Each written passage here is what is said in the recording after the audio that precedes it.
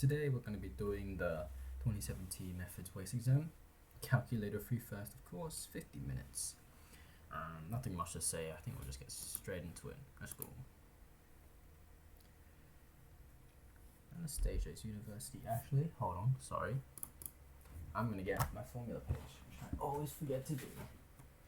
I was 6 seconds into the exam. Let's get this out. Alright. Okay, now let's continue. She records the time it takes for her to get home from her campus each day. Let me turn on my focus as well. The histogram relative shows the journey time she recorded. Estimate the probability of her next journey from home to a university taking her less than 36 minutes. So 36 is here. So that's just 0.04 plus 0.04 plus 0.02, so 0.1. Taking at least 35 minutes, but no more than 39 minutes. So at least 35 minutes means that we're going to start from here. No, we can start from here. And no more than 39. So up to here. So then 0.04 plus 0.02 plus 0.08 plus 0.12. I get 0.6, 0.14, 0.26.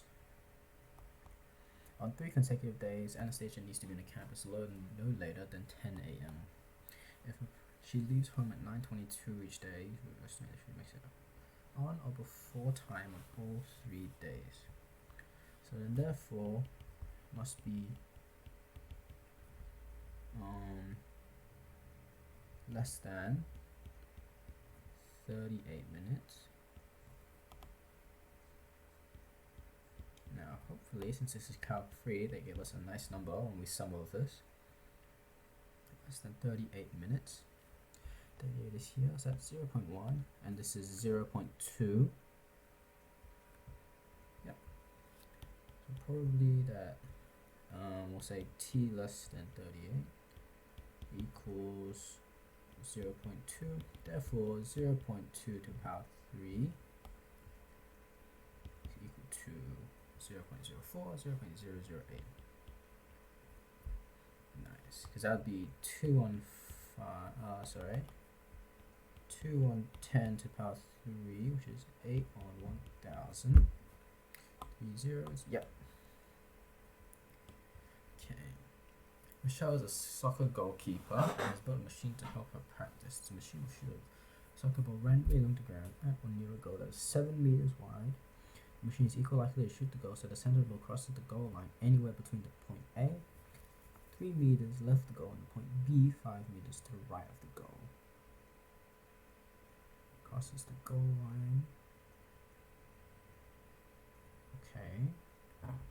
For anyone in the goal, assume the goal goes on negative width. Distance, the center of the ball crosses the goal line to the right of point A.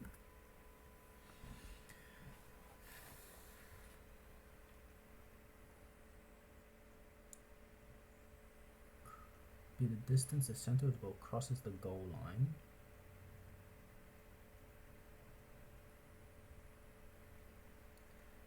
So somewhere around it, that is 7 meters wide. Wait, so it's trying to hit in here. So it's trying to hit inside of here, but it could reach out to here. Okay.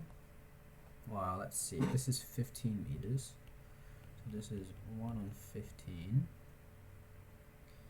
And then let's let this be 0. And then let here be 15. Trying to do a straight line. Maybe I should rule this up. Let's get 0. Get it on there. Something like that. What is the probability that the center misses the goal to the left? It's 3 on 15. Shoots the so that its center is inside the goal, that's 7 on 15. If the machine shoots a ball so that its center misses the goal, what is probably the ball center misses to the right? Well, then the total we have is 8 meters, and we have 5 meters on the right, so 5 on 8. Okay, solve 4e to the 2x, 81 minus 5e 2x, exactly 4x. Okay, well, let's move this 5e to the 2x to the left hand side, so we have 9e 2x is equal to 81 divided by 9 is equal to 9. Now let's ln both sides, so this becomes 2x is equal to ln of 9, so then x is equal to ln of 9 on 2.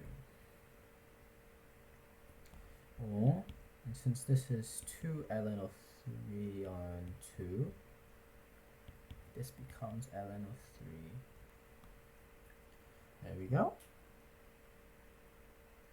Let's see, 4 ln of 3, so 4e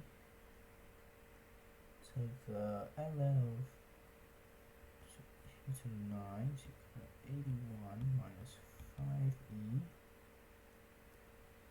ln of 3, 4 to the power of 9 is equal to 5, so that's 36 is equal to 81 minus 45, now also be 36. Okay, good. Let's go on.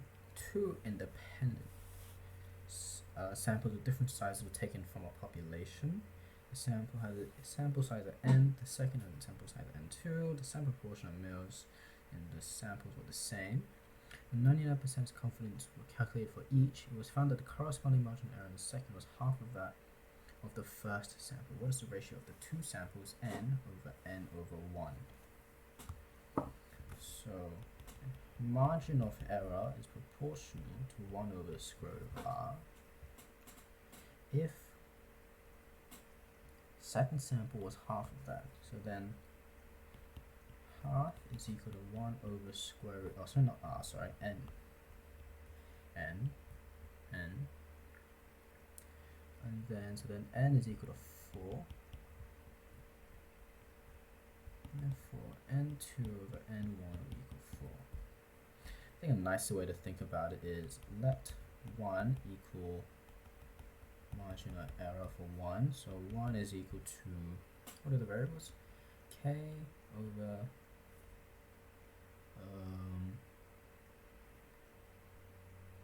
p hat, what is it?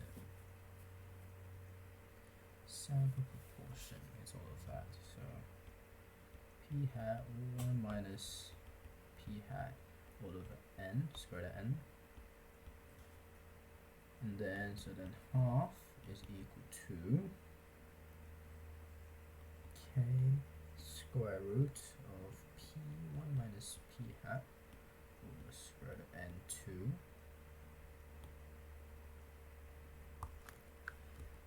Then if we times everything by 2, look at that.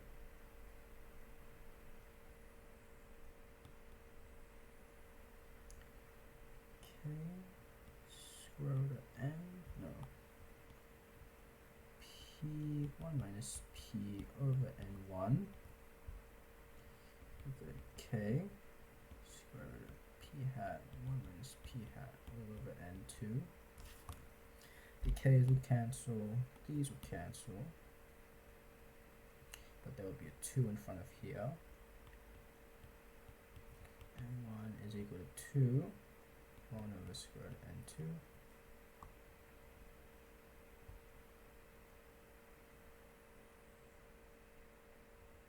Then square root of n2 over square root of n1 is equal to 2. Square both sides, n2 over n1 is equal to 4, just like before. So yeah, either or. This, the one on the right hand side, I thought would actually be a bit nicer to understand, but it really isn't, honestly. So yeah, but it is 4. Consider the shaded area shown. Actually, I feel like we're flying through these. How many questions are there? only 11. It's been 10 minutes and we're already halfway there. Okay. So y to the ex, and this is y equals 2, determine the coordinate of point A. So that is just when e to the x is equal to 2. So then x is equal to ln of 2, therefore ln of 2, 2. Hence, otherwise determine the area between the graph of y equals ex, the y-axis, and the line y equals 2. So we know that the area is just going to be the area of the line to ln of 2, and then taking away the y e to the x. So 0 ln of 2 minus e to the x dx is equal to, I'm going to have 2x minus e to the x from ln of 2 to 0, and then this is going to be 2 ln of 2 minus 2 minus 0 minus 1, because anything to the power of 0 is 1. So then this is going to be 2 ln of 2, and we're going to have minus 2 plus 1, so that becomes minus 1. All we have to do is just write units squared. That should be our answer. Now let me make sure I subbed everything in correctly. At ln of 2, that becomes 2, 0, 2 times 0 is 0. Yeah, okay. Maybe we do that, minus 1 unit squared. Just use our log laws to simplify that. The area between all of that and the x-axis, where x equals k and k is greater than 0 to be equal to 2 square units. Okay, so then therefore 0 to k of 2 minus the y-axis and the x-axis. Okay. So now we're not looking at the y equals 2, so we want this area. So that's just going to be y equals e to the x, dx is going to be equal to 2.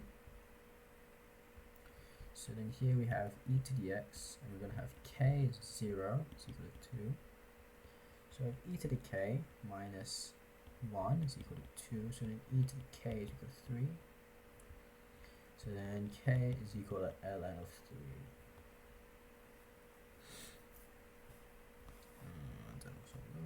Page 7. You evaluated this. The derivative of the bottom is going to be 6x, and we have a negative 12x here. So if I bring that negative 2 out to the front, 6x on 1 plus 3x squared dx. Then we have the derivative of this. So this is going to derivative,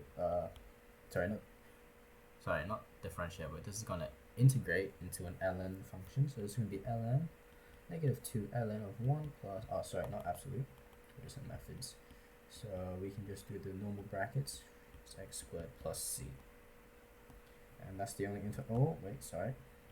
it's actually a definite integral. So we can just do negative 2 on ln of 1 plus 3x squared from 1 to 0, and this is going to be negative 2. I'm going to go from ln of 1 plus 3, so ln of 4, minus ln of 1. Now ln of 1, let me just make that one a bit more clear. Ln of 1 is going to be 0. Any log of 1 is going to be 0.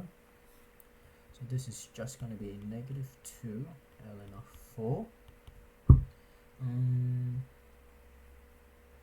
I guess you can say negative 4 ln of 2. I mean, it doesn't really matter, right? Because that's 2 squared. Yeah, I'm not sure. I mean, they're the same thing. I doubt they'll not give a mark if I don't simplify that. Okay, wait, hold on. Let me make sure that I did this correctly. ln of 1, or if we sub in 1, that's 1 plus 3. If we sub in 0, that's just ln of 1. ln of 1 is going to be 0, because e to the power of 0 is equal to 1. Therefore, ln of 1 is equal to 0. Yeah. Okay, moving on.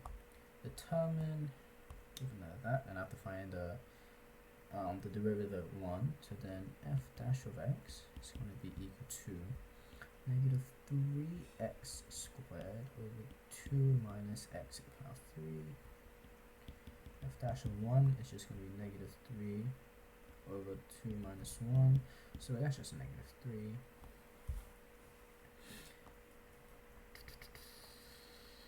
Subbing for 1. Yep. In relation, explain the meaning of your answer to BI.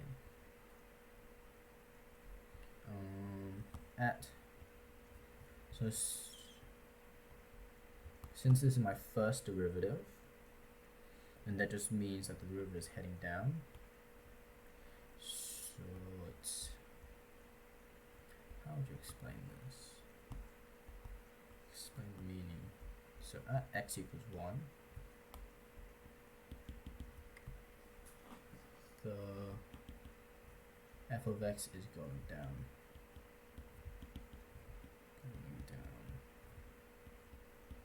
I guess you could also explain it with the tangent, or the tangent to f of x at x equals 1 has gradient of negative 3.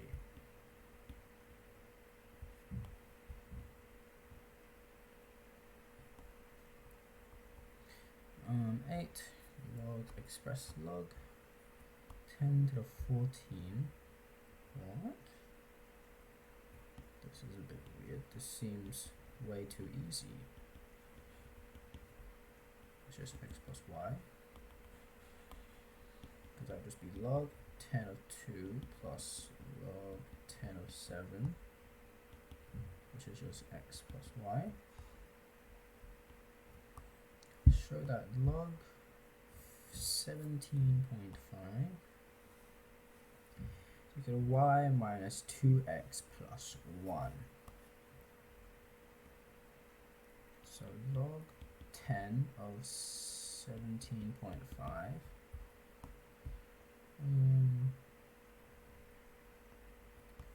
is equal to log 10 of 35 on 2. Log 10 of 7 times 5 on 2.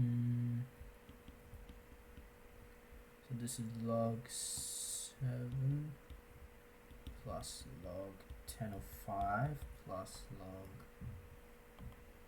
minus log 10 of 2.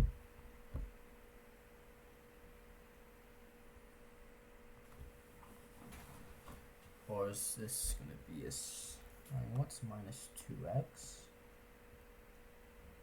Maybe, so I have the y now, minus log plus log 10 of 5 minus log 10 of 2. So if I multiply, if I add a log 10 of 5, I'm going to take it away.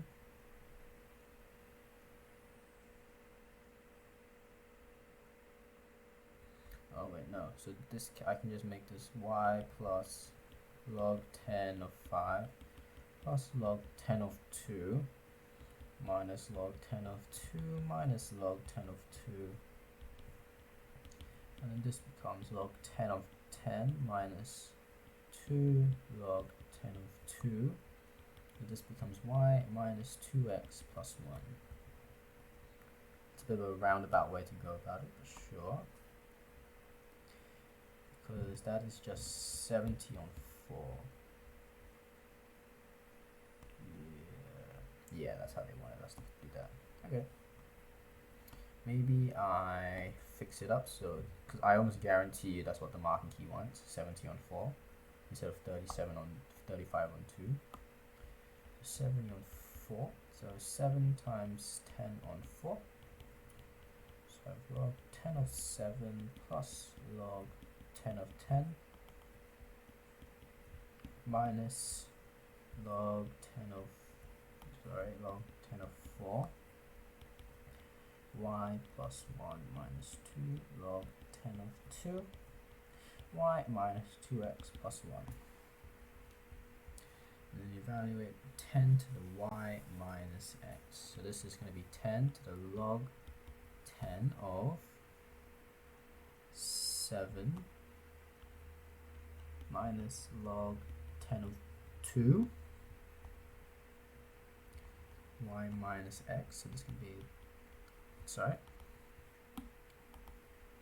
10 to the log 10 of 7 on 2. And since these here are the same, they will cancel. And we're just going to be left with 7 on 2. Very easy, very nice. 9. Differentiate 2x sine 3x with respect to x. So we're just going to get product rule.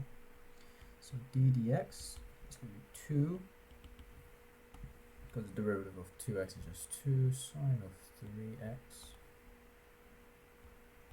And then derivative of 3x is going to be 6. Sorry, it's going to be 3, so we're going to add 6x up here. And then derivative of sine is just cosine of 3x.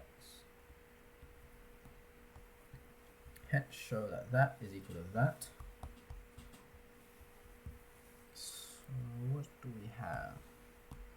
So x cosine of 3x dx is equal to 1 over 6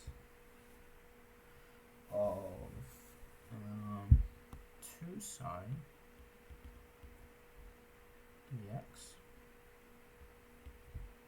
plus 6 cosine, 6x cosine of 3x, and then dx minus 1 on 6 2 sine of 3x dx.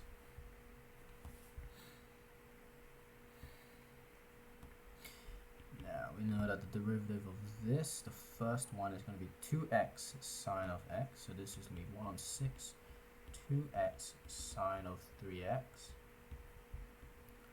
And the derivative of this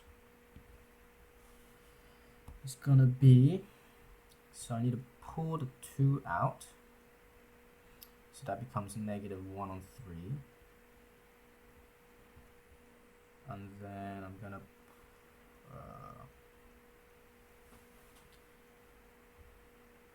so I'm going to pull the 2 out to there, so that becomes 2 on 6, 1 on 3, and then I need to get a 3 out here, so I need to multiply by 3 on the inside, multiply by 1 over 3 on the outside, and then this would be cosine,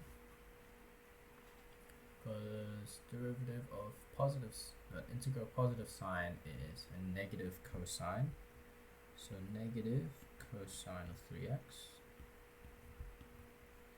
and this becomes 1 on 3x sine of 3x plus 1 on 9 cosine of 3x.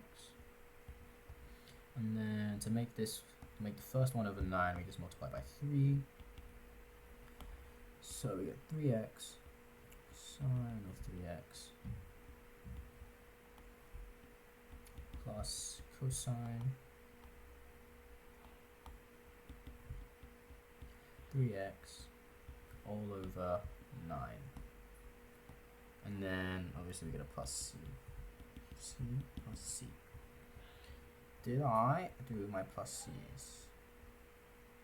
That was indefinite. I don't think we've had another integral, an indefinite one, but there you go.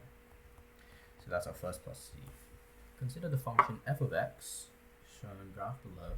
The table gives the values of the function at the given x values. Oh no. Okay. Oh man. Here we go. Underestimate of area.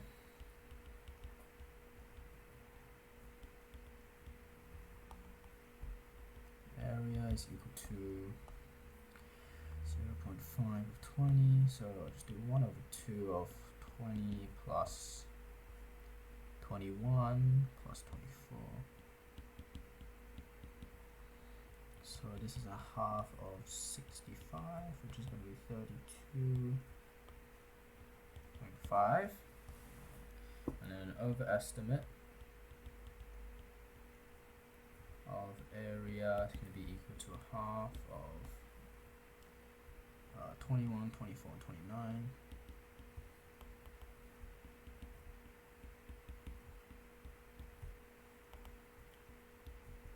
So this is a half of 45 and 73. 36.5. Is that what they had? 37. Oh, 35. Not 30. Sorry. I think I said that was 40, 43 or something. But this should be 45. And then add the 29, it becomes 74. So this becomes 37. And then it's right here, 0 to 1.5 f of x dx is the actual area under the curve. Therefore, underestimate will be less than this. So 1.5 f of x dx, and it will be, and then the actual will be less than the overestimate.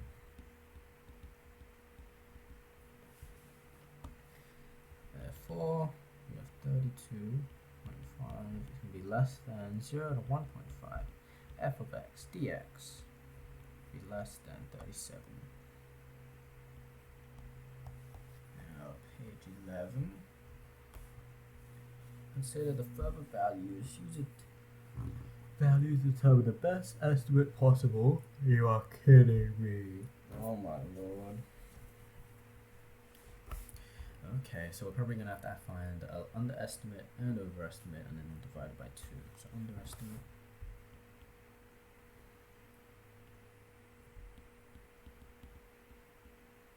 Underestimate is equal to 1 over 2. And we're going from 1 to 3. So 24 plus 29 plus 36 plus 45.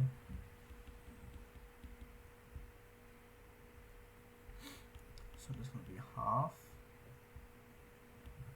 of, that's going to give me 53, 89, and 134.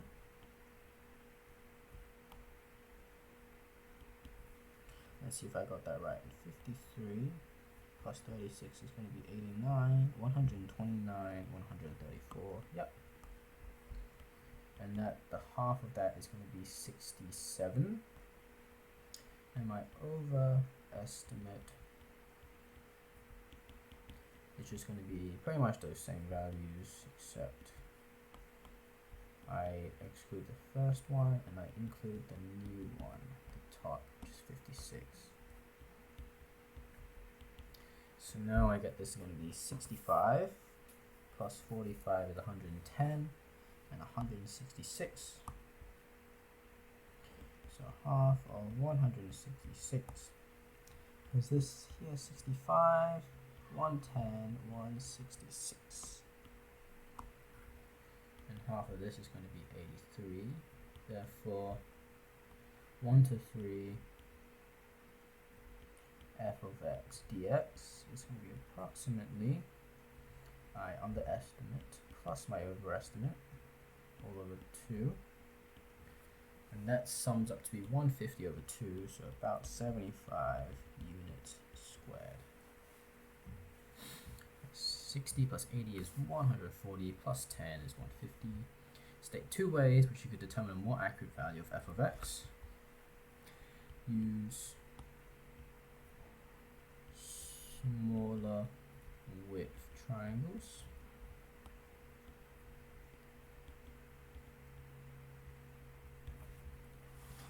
And another more accurate is to use a trapezium method.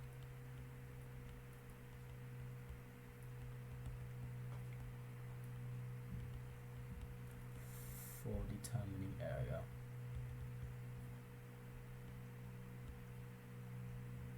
sorry, not smaller triangles, smaller width for rectangles. Or use smaller width rectangles, or use trapezium method with determining areas.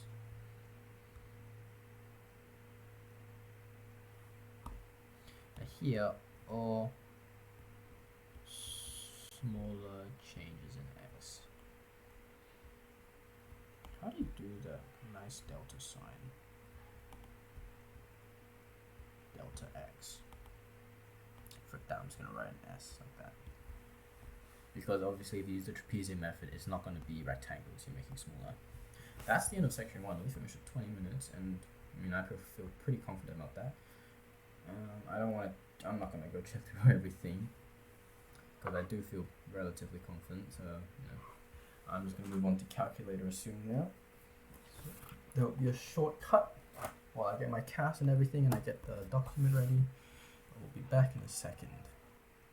Okay, I got the calculator assume section out now. So we're just gonna start my formula page, my cast. I don't have my own formula pages. I'm just gonna use the one that Skaza gives us, because I'm not sure. I just never had actually useful notes on my own formula pages. So, yeah, it is what it is. Okay, we're gonna get started now. Use the quotient rule to show that d dx tan of x is equal to 1 over cosine squared of x. Nice. So d dx sine of x over cosine of x is going to be equal to, derivative of the top is cosine x minus derivative of the bottom, which is going to be negative sine of x all over the bottom squared, and this becomes cosine squared of x plus sine squared of x all over cosine squared of x. By using the Pythagorean identity, this, oh god, I can't, the numerator becomes 1, so it just becomes 1 over cosine squared of x, 1 over secant squared of x. Nice. A pizza shop estimates the time x hours to deliver a pizza from when it is ordered is a continuous random variable with a probability density function given by 4 over 3 minus 2 over 3x. Given x is between 0 and 1, what is the probability within half an hour of being ordered? So estimates the time is x hours, and this is density function. So within half an hour is going to be 0 to 0 0.5 of 4 and 3 minus 2 and 3x dx. I'm just going to put this in my cast. Honestly, solving this on the cast would definitely be faster if I had it open already, which I didn't. So I might have actually managed to solve this faster if I did it by hand. Let's see, I get this is 7 on 12. Let me make sure if I put that to 1. Yep. So 0.5 is 7 on 12. Does it want like a percentage? I always hate when it says percentage, because I always never do it.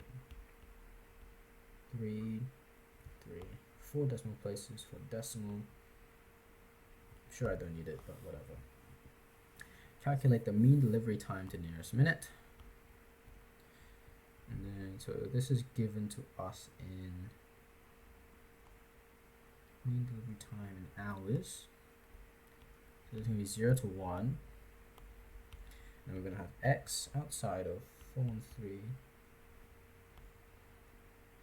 Is my timer going? Yeah, okay. For some reason I thought I maybe didn't set it rolling. Dx. And then I get that this is equal to, and pull that down, change my upper bound to 1, put an x in front of there. 4 on 9 hours is going to be equal to, so 4 divided by 9 times 60 to the nearest minute, so 27 minutes. And then calculate the standard deviation to the nearest minute. So I'm going to go 0 to 1 again, and I'm going to do x minus 4 on 9 squared all over the probability density function minus 2 on 3x dx. And then this is equal to, so x minus 4 divided by 9 squared times all of that. We get that this is 0.0802 hours. It's going to be equal to 5 minutes.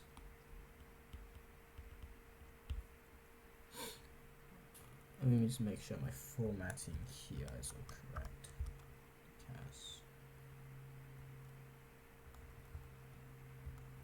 4 divided by 3, 2 and 3. Yep. Okay. A tablet. Okay, actually, let's check how many pages we got to do. We got 19 pages. The Slate Tablet Company produces a variety of electronic tablets and wants to gather information on consumers' interest in the tablets. Each of the following comment reasons whether or not the proposed sampling method introduces bias. Represents to outside an electric store on a Sunday morning if you were able to put an inferior band.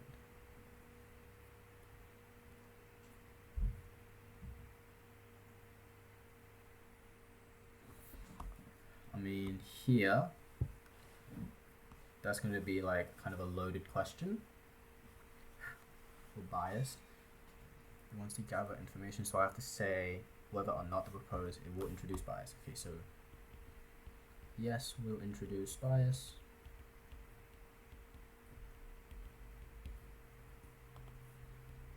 And influencing respondents through a loaded question slash biased question, calling the other band, calling other brands inferior. 1,500 randomly selected mobile phones were telephoned, and people asked which brand of electronic tablet do you prefer.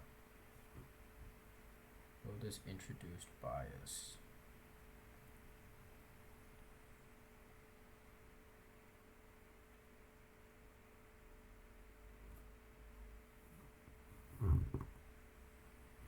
Well, we have a high sample size. They were telephoned.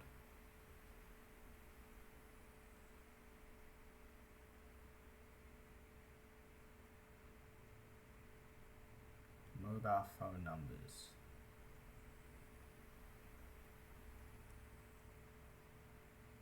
So I'm going to say, I think the key here is mobile phone numbers.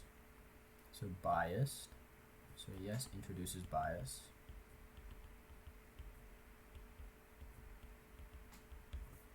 As it excludes people that don't have a mobile phone number. Excludes individuals who don't have a mobile phone number.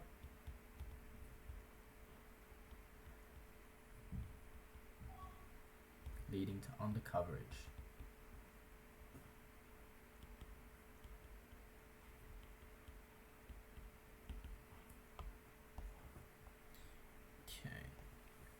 A common problem with a particular tablet is screen failure. The manufacturer of Slate tablets has found that 1% of its tablet screens will fail within 3 years. A sample of 200 tablets is taken. Let the random variable estimate the number of screen failure and distribution. Denote the number of tablets that screen fail within the 3 years in the sample of 200. So my mean is going to be 2, and my standard deviation, my proportion is going to be 0.01 times 0.99. Or 200 times 200,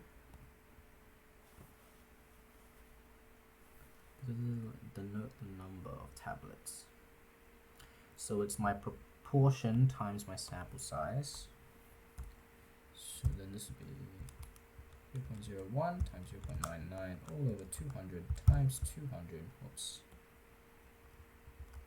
times 200 and standard deviation 1.41. Wait, what's the distribution of x? Therefore, normal, say here n greater than 30. Therefore, x is a normal distribution for mean of 2 and a variance of 1.41 squared. Maybe I should do 407. 07 squared.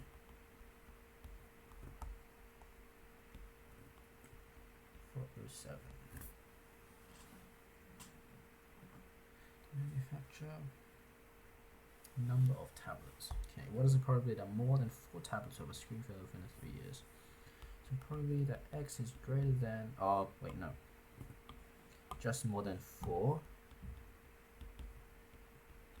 is normal CDF of 4 to 200 1.407 and 2. Then, because 4 is my lower bound, 200 is my upper bound, and then my standard deviation 1.47 and my mean is 2. So action, distribution, continuous, normal CDF, 4 to 200, 472, 4776, and that's 4 decimal places. Yep. In a random sample of 200, 4 of them had a screen failure within 3 years. Calculates the proportion over 3 years. So p hat is 4 on 200, 1 on 50, so 0.02. I'm just going to say my CAS calculator, CAS stats. So menu, statistics, calculation interval, 1 proportion z interval, so I want 0.95, x is 4, oh wait, I didn't even need to do that. So then this is 0.123, 6, oh god, 0.0394. To 4 decimal places. What's my margin of error? Let me check that actually. So for 95% it'll be that 0.0298 200, 0.02 times 0.98 200. That's 0.02 minus answer. Yeah, it would be really small. If I do plus, it's the same. Alright. I thought that the 0.0006 might be a bit too small, but I guess not. The company's quality control wants a proportion of faulty screens to be between 0.5 and 1. Based on your confidence interval, determine whether the quality control is meeting its targets. Justify your decision.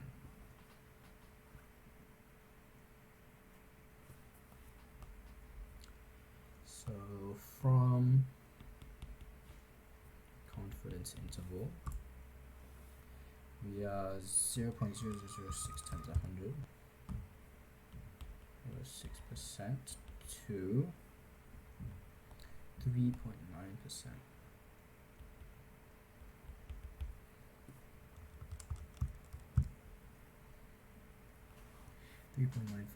Therefore, not meeting its target.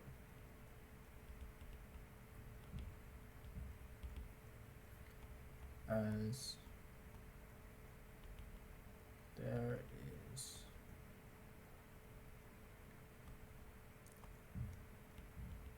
still a large, what would you call it? Large proportion of samples that would remain.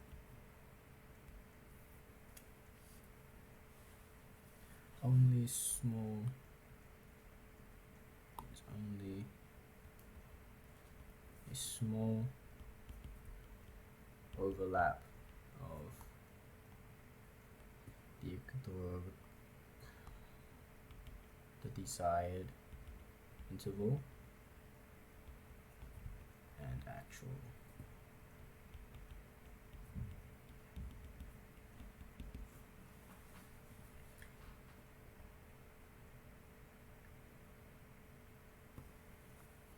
Because if this is my interval, then they want like here to here. Yeah, there's small overlap.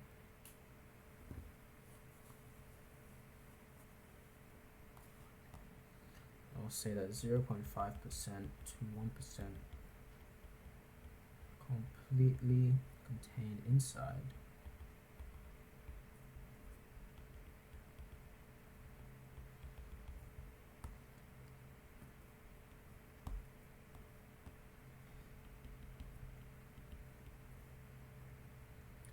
With lots of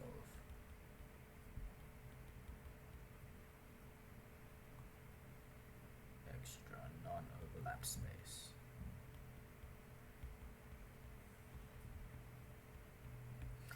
I think that should be a good enough explanation.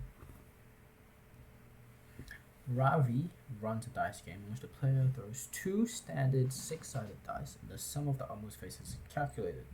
If the sum is less than 5, the player wins $20. If the sum is greater than 8, the player wins $10. Otherwise, the player receives no money.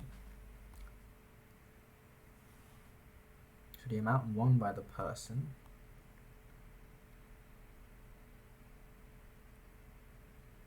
so it could be they don't pay anything to join it, so we'll do that. If the sum is greater than 8, so if the sum is, okay, let's do less than 5. Less than 5, you can have 1 and 3, 1 and 2, 1 and 1, or 3, 1, 2, 1. These are the only ones. It has to be less than 5, so it can't be 5, it could be 4, 3, 2. Yeah. So then we have 5 over 36. Oh, sorry. Let's go on to the 20.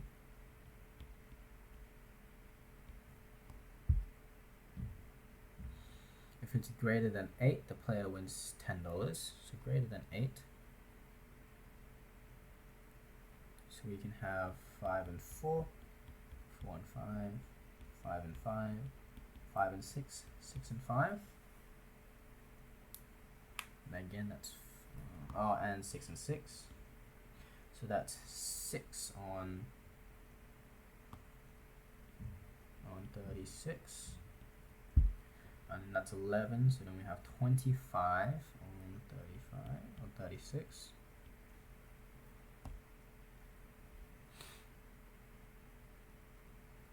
If I really want to check,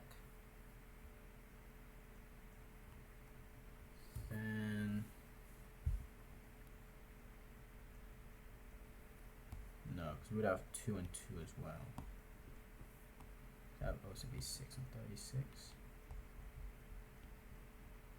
And that would be 24 and 36.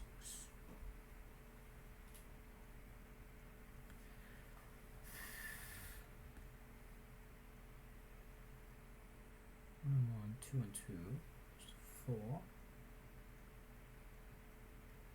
It'd be greater than 8, so 9, 10, 11, and 12. This one I want 2, 3, 4, 6, 6, 24. What is the expected? I think that's correct.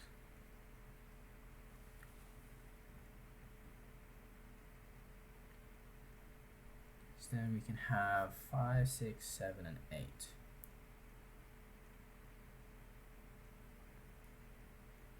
Okay, what is the expected amount of money won by it?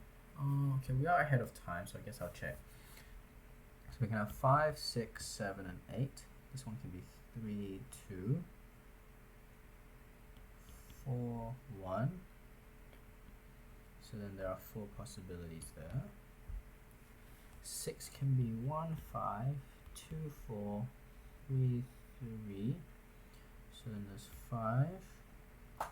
7 can be 1, 6, 2, 5, 3, 4, and then so then that's 6, 5, 6, 7, 8.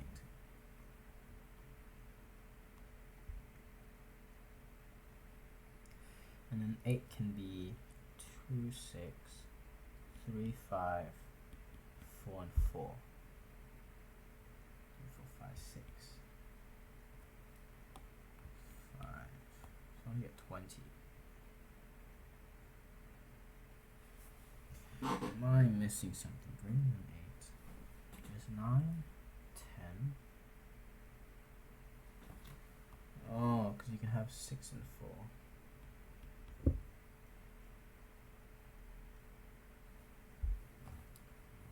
Because 6 and 4 is also greater. So then, and then this would be 4 and 6. So then this would be 8. And be 12. That becomes 14, so this becomes 22. I'm still missing some.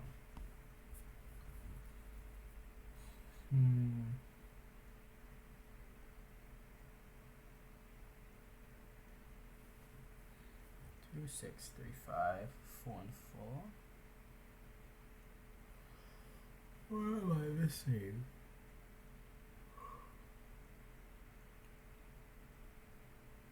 1, 2, 3, 4, 5, 6. Greater than 8. 9 can be made from 5 and 6 and 3.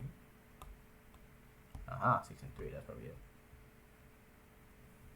Yeah, so this would be 10 and 36, and then this would be 20. There we go. Wow, we missed a lot. Good thing I checked. So then here, so we have e of x is equal to 0 times 20 and 36 plus 10 of 10 and 36 plus 20 of 6 and 36. And then all in the cast plus 20 times 6 divided by 36. I got it. This is going to be 6.11. Liu Yang decides to play the game. One of he charges a $5 to roll 2 dice. Who is likely to be better off in the long term? Explain.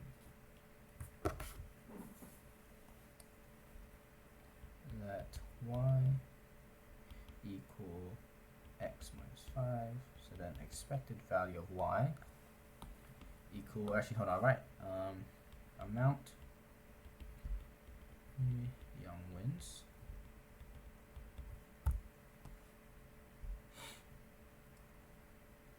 So then y is equal to x minus 5 is equal to 6.11 minus 5 equal to $1.11. Therefore, in the long term,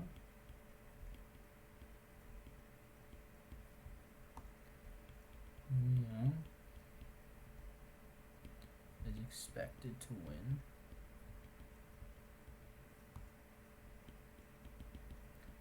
per game she plays.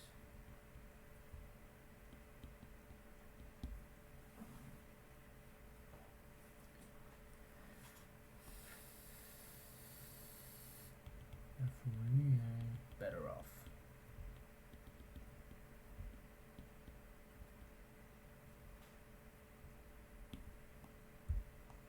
If Ravi wants to make a long time profit of 20% of what he charges, what should he charge a player to roll the 2 dice?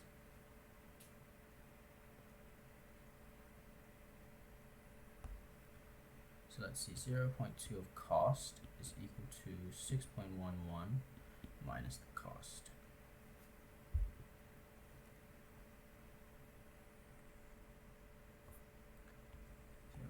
0.2, so then C is equal to, because this is saying that this is the expected value of y, and then, so then let's say let n equals amount 1 by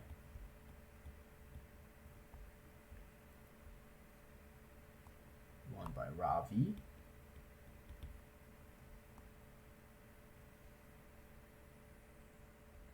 We'll say 1 by player actually, just so it makes more sense.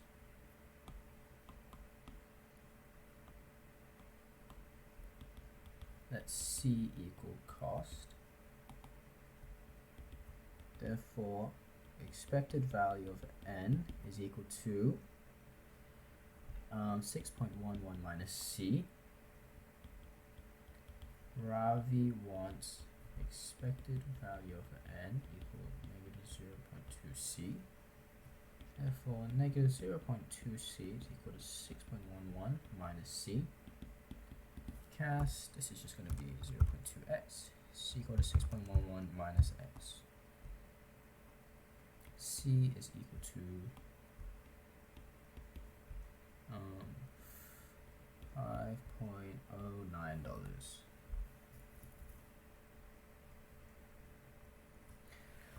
Let's see, 6 foot 20, which is less than 5, greater than 8, make 9. You make 9, 10, 11, or 12, and this is 6 of 3, 3 and 6. 10 can make 5 and 5, or 6 and 4, 4 and 6.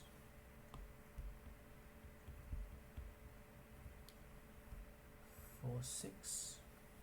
So 4, 3, 10. Okay. Question 9. Let f of x equal x ln over x plus 3. Use calculus to locate and classify all the stationary points of f of x and find any point of inflection. So the derivative is just going to be equal to ln of x plus 3 plus the derivative of this is just 1, so that's just going to leave us with x on top, x plus 3. Then we want to locate and classify. So then, should we do it now? Yeah, I guess we're going to do it now. So that's going to be 1 on x plus 3 plus derivative of the top is 1, so that's going to be x plus 3 minus derivative of the bottom, which is going to be 1, so minus x all over x plus 3 squared is going to be equal to 1 on x plus 3 plus 3 on x plus 3 squared. And then let's make the left hand side fraction have the same denominator, so that's going to be x plus 6 all over x plus 3 squared. Okay. Now if stationary point, then f dash of x equals 0. So 0 is going to be equal to ln of x plus 3 plus x over x plus 3. Am I doing this right? Okay, so let's see, derivative of this is just 1 times that, so that's great. Derivative of this is going to be 1, so that's 1 on x plus 3 multiplied by x on x plus 3, okay. Oh wait, I forgot I have a CAS. CAS. I thought I was going to have to solve this by hand. X equals. Now, I don't think these is going to have a nice answer. X on x plus 3. Okay. X is negative 1.145. Does it have a standard version? No. Yeah, okay. So it was just a weird number. And then f dash of negative 1.145. Hold on, let's make sure I'm differentiating this correct actually. So x ln of x plus 3 on my CAS that it's equal to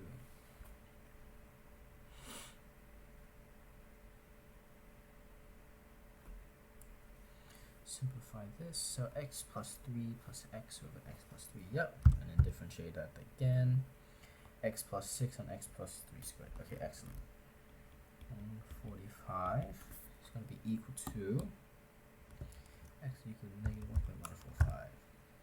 Nope, sorry, that is standard, but it's equal to 1.411, which is going to be greater than 0, therefore in turning point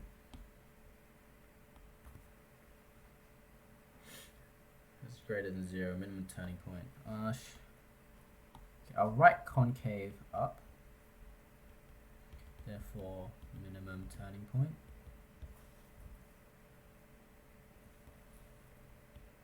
F of negative 145 is equal to, so I'm going to grab this, given x is equal to negative 1.145, negative 0.707, therefore negative 1.14, negative 0.707 is a minimum turning point, and then if inflection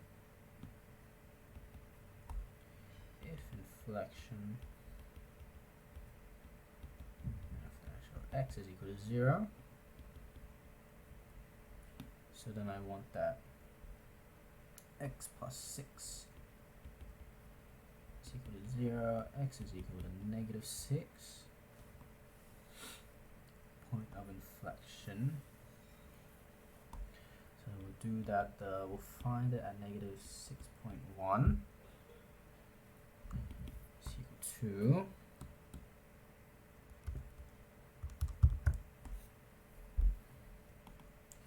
negative 0.01. This is just a test to see if it's actually an inflection point, because sometimes when the inflection point is 0, I mean, I don't think it'll be here, but like for x to the power 4, when the inflection point is 0, it's actually turning point, not an inflection point. And then so then negative 5.9 equal to 0.01, therefore inflection, because this is less than 0, greater than 0.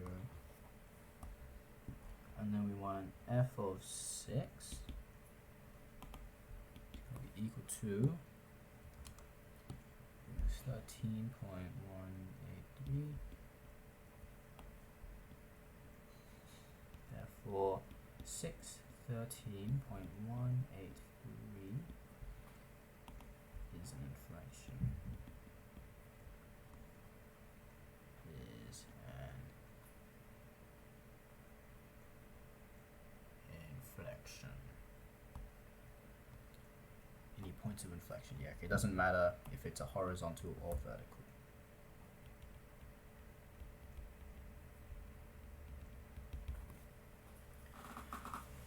It is an inflection.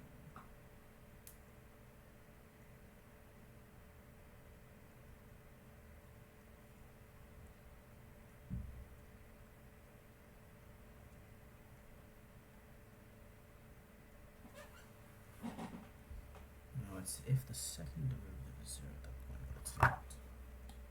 I'm just thinking of it's a horizontal inflection point if the second derivative and the first derivative are 0. Yes. Because you have the change of concavity, and you have that it's perfectly flat. Okay. Let's just check this on my calculator. I'm just graphing it on my calculator right now. Unfortunately, you guys can't see. But you see our minimum point, negative 1.407. And then let's zoom out a bit. Let's put my y max to like 14. Okay, now let's find my inflection point. Can't solve. Why? Why not? zoom out a bit for me. Is it not an inflection there?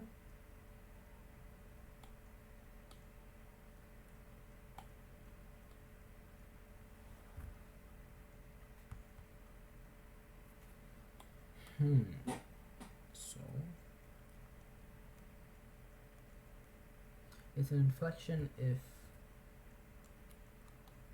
it changes from positive to negative.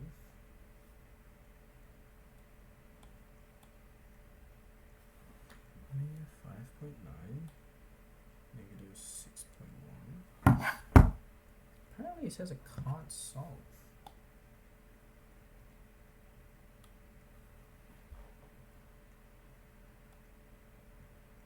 Doesn't look like an inflection point either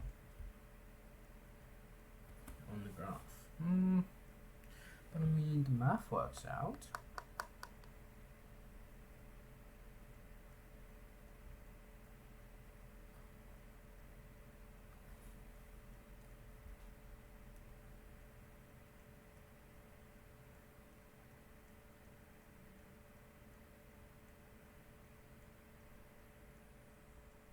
Did I do my differentiating wrong? Differentiate. X ln of x plus 3. X plus 6, x plus 3. Inflection point is when that's equal to 0. I'm mighty confused now. Now I don't know what to believe.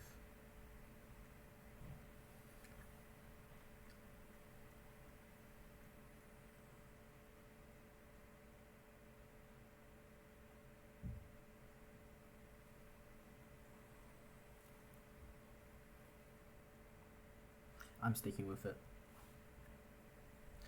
I think I'm going to stick with it because we know that the second derivative is 0 and that it changes concavity. So yes, I'm just going to stick with it. Given that x equals 6. I'm not sure. Okay, now we have to sketch it. So I'll find the roots first. Sketch for me. Analysis, let's do the roots. We have one at -2, and it will be one at at 0. And then my minimum point is at -1, 0.07.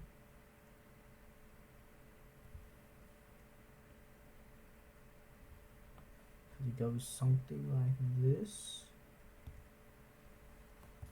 I'll find the y value at x equals -3,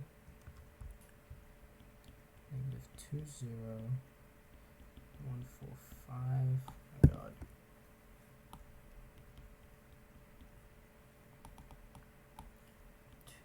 -0, -1.145, and -0.07, 707, and here we're at 0, 0. Okay, it's undefined there, which is fair. So let's go -2.99.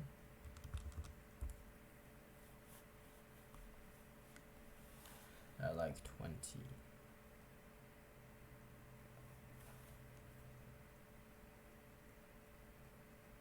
I have to draw an asymptote at -3 actually. So x equals -3 is an asymptote.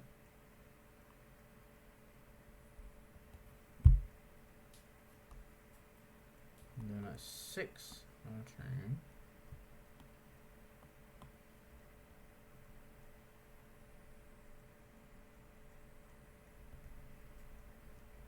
I'll say 630 is like about here. 13.183.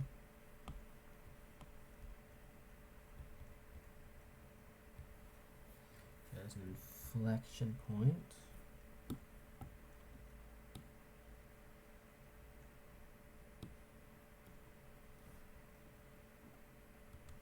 X value of 6 is there.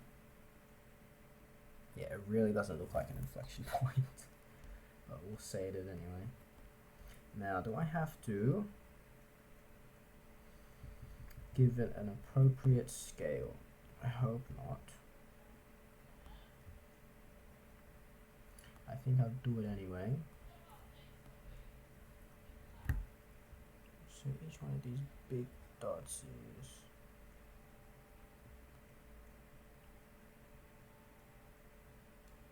I'll get up nice and a bit more maybe. I want to get it so then each of the large lines is like a point. So here, here, here, here, and here. 1, 2, 3, 4, 5, 3, 6, 9, 12, 12, and 15. And we'll just do the same here, roughly evenly spaced. So we'll go like here is -3. -6, -9, -12, and -15.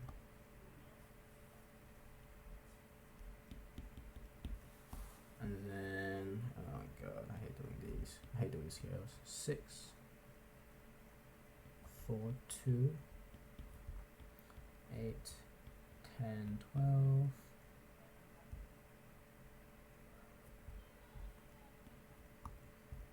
This is not to scale, guys.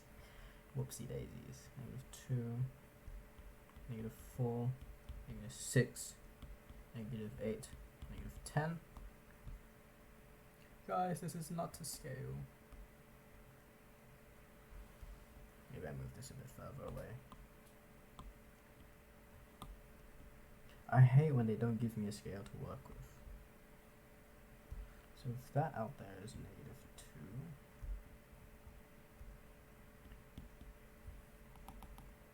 Sorry, this is just 2. And that's about 4.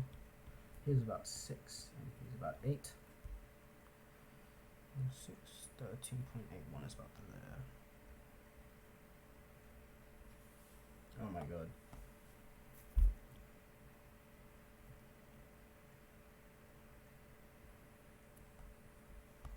Chat, how am I meant to do this?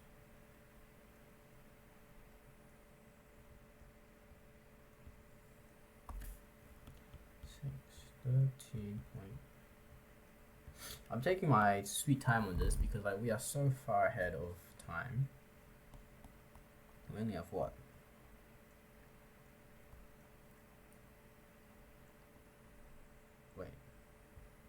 Wait. The page numbers get mixed up, I think. Was it oh no, never mind. We're pretty much at halfway, and like we're way more than halfway in time-wise, so we're fine. We'll say that this is -6 and then -8 here. Okay. The volume VH in cubic meters of liquid in a large vessel depends on the height of the liquid. Determine the VDH when the height is 0.5 meters.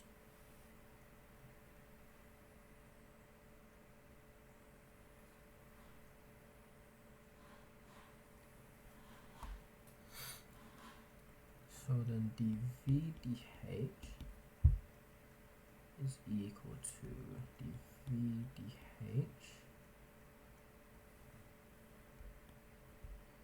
of, sorry, no. We say that DDV or DDH of V is DDH 0 to H e to the negative x squared over 100 dx, which is just going to be e to the negative h squared over 100. So then at h equals 0.5, dVdh is equal to, and this is going to be e to the power of negative 0.5 squared divided by 100. So 0.9975 cubic meters, so m3 per meter.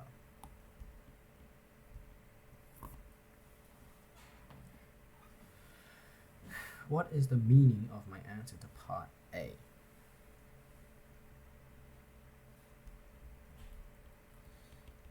When the liquid reaches a height of 0.5 meters,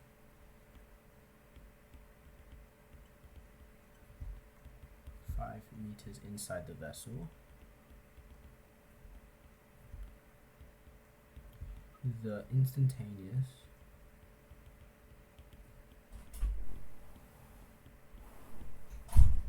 rate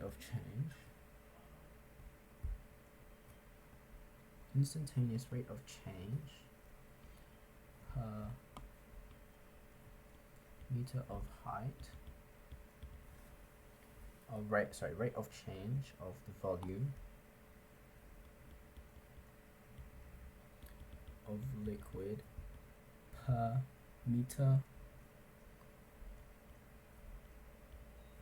of height is 0.9975 meters cubed.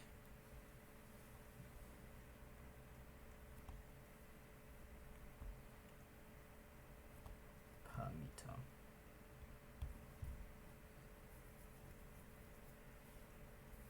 The height of the liquid depends dH dt when the height is 6, so dH dt going to be equal to 6t minus 1 at h equals 6. dH dt is 35 meters per second. That is fast, what the heck. Use the change rule to determine when dV dt when the height is 6 meters. So dV dt is equal to dV dH dt when the height is 6 meters at h equals 6. dV dt e to the negative 6 squared over 100 times 35. So that's going to be equal to... Guys, I just had the biggest heart attack. So someone came into my room to talk to me, and we had a chat for like a few minutes, but it was enough for my iPad to automatically shut off its screen. And when I turned it back on, I didn't see the recording icon, so I thought I just lost that hour and a half of recording pretty much. But thank God that it automatically saves. It didn't save for like a full minute, so I was like, oh my god. I was debating if I was gonna redo the exam, but then if I read through it, it's like I'm doing it for the second time, so it's not really fair. Anyway, we're just gonna continue. Thank God it didn't destroy that hour and a bit of recording. Jesus. Okay. Wait. I was putting this into my calculator. 6 times 35. So now I get this is 24.42 meters cubed per second. When the height is 6 meters, because that's my dV dH, and dH dt is 35. Yep. Given the volume of this liquid at 2 seconds is that, use incremental formula to develop 0.1 second later. So S of V is approximately dV dt S of x t. Now dV dt is going to be equal to 0.1 second later. So oh god. So it's e to the negative h squared over 100 times 6t minus 1. And then at volume, so at V equals, so at t equals to, h is equal to, so it's 3x squared minus x plus 4, given x is equal to 2. My height is 14, therefore at t equals 2, S of v is approximately going to be equal to e to negative 14 squared over 100 times 12 minus 1. I'll put this in, so 14 times 12 minus 1 is just 11. So 1.549. Therefore, v of 2.0. Oh, wait, hold on. Times s of t times 0.1. I'll just put it all in one. So that'll be 0.149. It's approximately equal to 8.439 plus 0.149. 8.439. Not 0.84. 8.439 plus 0.1549. 3.5949 meters cubed.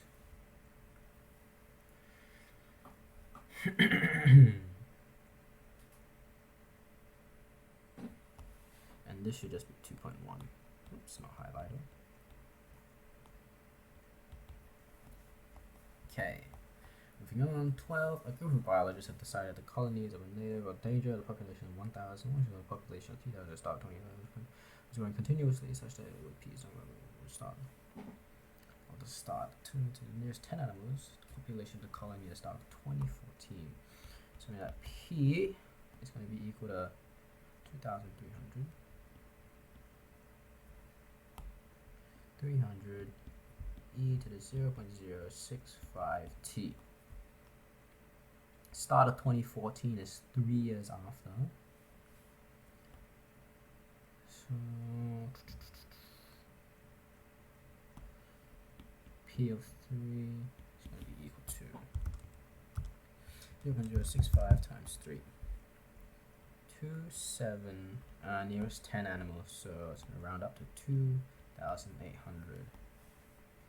Determine the rate of change of the colony's population when t equals 2.5. So dp dt 0.065 of p. No, not at. Actually, p of 2.5 is equal to power of 2,300 e 0.065 2.5 2705.83. Therefore, at t equals 2.5, we know that dp dt is going to be 0.065. It is 0.0, only 10, right? Yeah. Times 2705.83. 2705.83. 15.87 animals per year. No, not per year, per year. At the beginning of 2017, a disease caused the colony's population to decrease continuously at a rate of 0.825% of the population per year. If this rate continues, when will the colony become in danger? Give your answer to the nearest month. So P of 6, let's just find the starting value. Is 3,397. Okay. Decrease continuously at a rate of 8.25% of the population per year.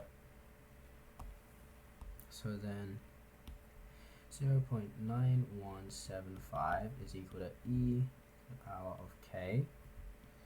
K we're going to be, so solve 0.9175 e to the power of x. Negative 0.0861. So then P of t is going to be equal to 3,397 97 e negative 0.0861 t. I found this just from 1 minus 0.0825.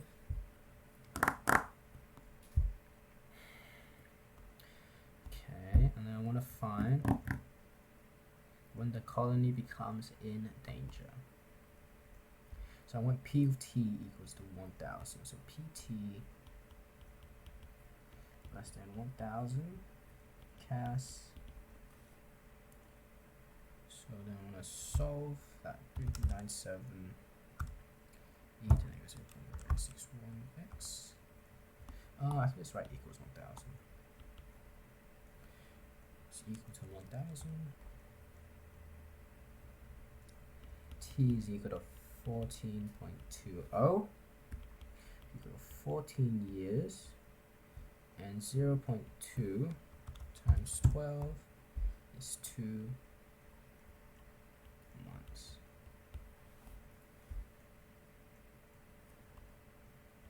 Therefore, in the start of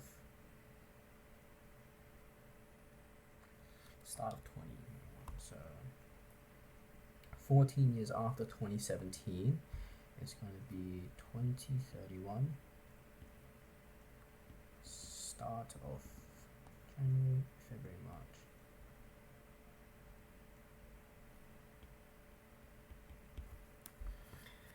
In March 2020, March of 2031.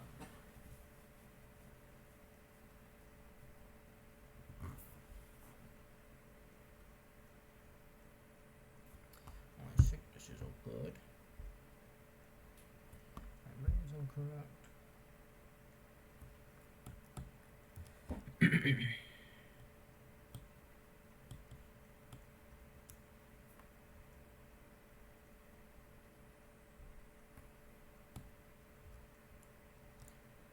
Less than that. So I'm just checking my calculator. I think I got everything.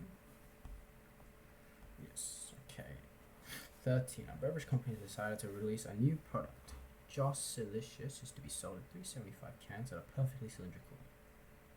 If a can has a base radius of x centimeters, show that the surface area of the can is given by s is 2 pi x 375 milliliters. So then the volume is equal to 2 pi r squared h, which is just going to be 2 pi x squared h. So then 375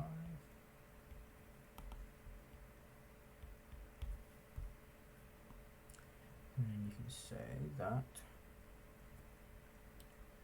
h is going to be equal to 375 all over 2 pi x squared. Then you can say again that surface area is 2 pi x squared. Cans that are perfectly cylindrical. Beverage company cans. 2 pi x squared plus 2 pi r h, which is going to be 2 pi x squared plus 2 pi x on 375 on 2 pi x squared.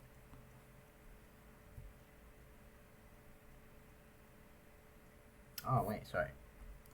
This is pi r squared.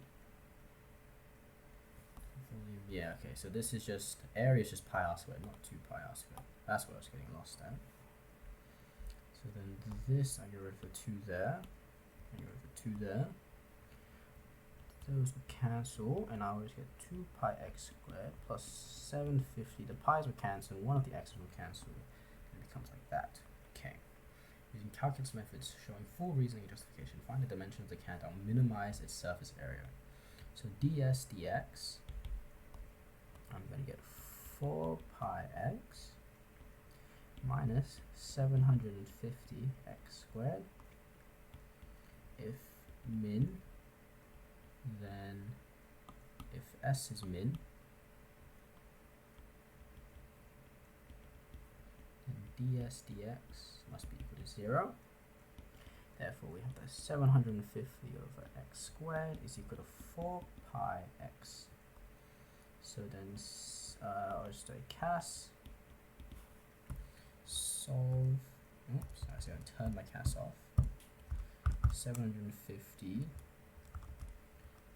over x squared equals 4 pi x. X is equal to 3,908 centimeters. Now, I think this is easy enough to find the second derivative of. So d squared s over dx squared is just 4 pi minus 1,500 plus, x to the power 3 at x equals 3.908 d squared s over dx squared is equal to 4 pi plus 1,500 divided by 3.908 to the power of 3, 37.7, which is greater than 0. Therefore, concave up. Therefore, min turning point as required.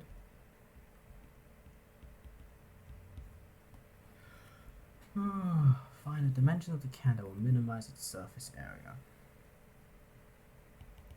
Therefore, x is going to be equal to 3.908 centimeters. H is equal to 375 pi 3.908 squared is 7.816 centimeters, and then S minimum is equal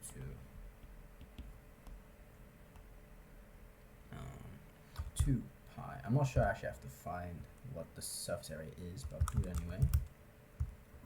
750 over x, which is 3.908. 287.87 centimeters squared. Beekeeper. Like that, chat. 19, and we're on page 14. So there's 5 more pages left. Alex is a beekeeper and has noticed that some of the bees are very sleepy. She takes a random sample of 320 bees and so-called lullabies that will fall asleep easily. Sample proportion, p hat. 15 on 320. Would be 3 on 64. 15 over 320. 0, 4, 6, 9. Determine the 90% round to 4 decimal places. So then I'll just say CAS stats. Actually, you know what? For this one, I'll do the full thing. I mean, if I did in stats mode, surely I got full marks, but whatever. So for 90% confidence, we know that k is equal to 1.645. Therefore, margin of error 1.645. And I have square root of 0.0469 1 minus 0.0469, and my sample was 320. I'll make this square root a bit bigger, so just make sure it covers the full thing. There you go. 645 square root 0.0469 1 minus 0.469 by 320. 0.01944. Therefore, 0.0469 minus 0.01944. 0.0275 less than or equal to p. This is less than or equal to 0.0663. And then I'll just check on my stats. So calculation interval, one sample, one proportion, confidence level is 90, 15, 320, 0.0275, 0.066. Nice. What is the margin of error? Oh my god. Okay, they probably expected me to do it in CAS. Maybe next time I'll just do it in CAS. Why am I wasting my time? 1944. Okay, 15. It turns out that the true proportion is 0.02. Now that I should do this, I take a new sample. So if it's taken, given the true proportion, what is probably the sample in this new proportion is at most 0.03.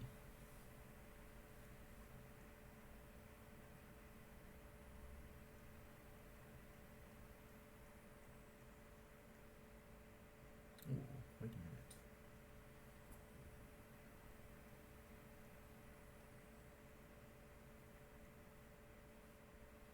What is the probability that the sample proportion in this new sample is 0.03?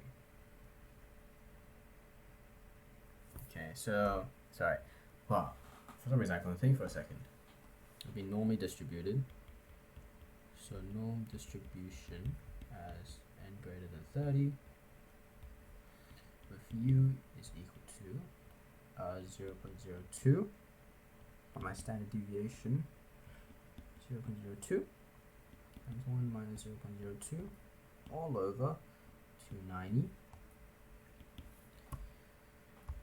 Then boom, 0.02 times 0.98 over 290, 0.00822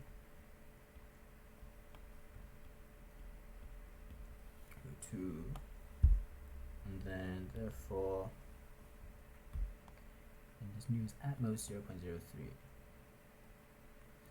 Let x equal a normal distribution with 0.02 and variance of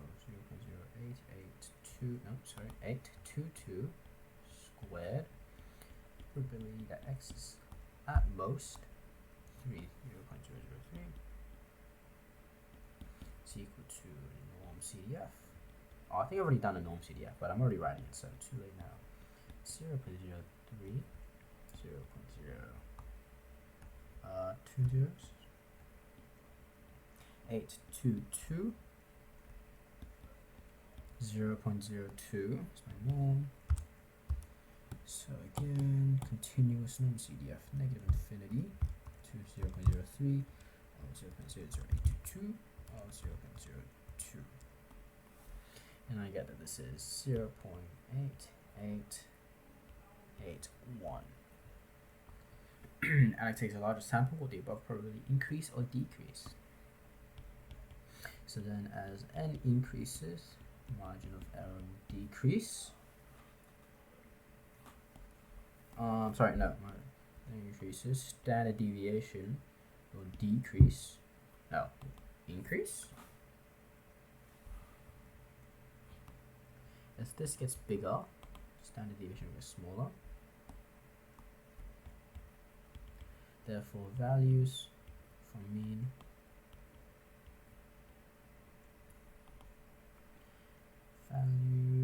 will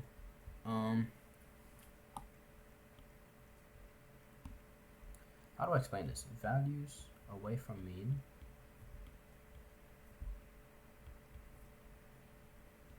will be more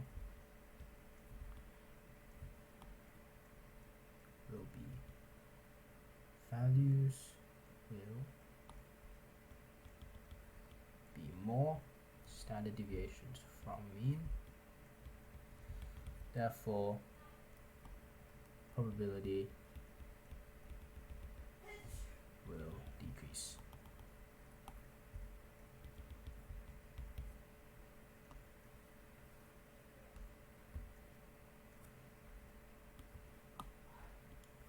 Be more standard deviations from the mean.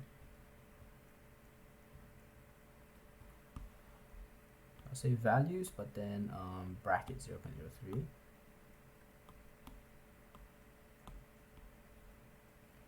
Therefore, same values.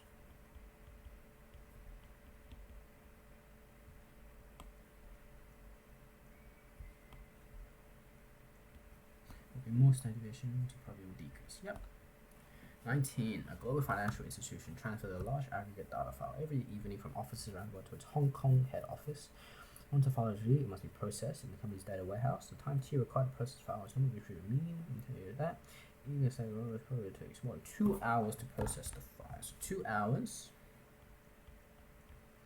is equal to 120 mins. So then probability of t is greater than or equal to 120. Takes more than 2 hours. C2. So this is another normal CDF. So 120 to infinity of a standard deviation, which is 15, and the mean, which is 90. So that's just 0.0228. Yeah, what's probability, not percentage. What's the probability that the process takes more than 2 hours on 2 out of 5 days in a week?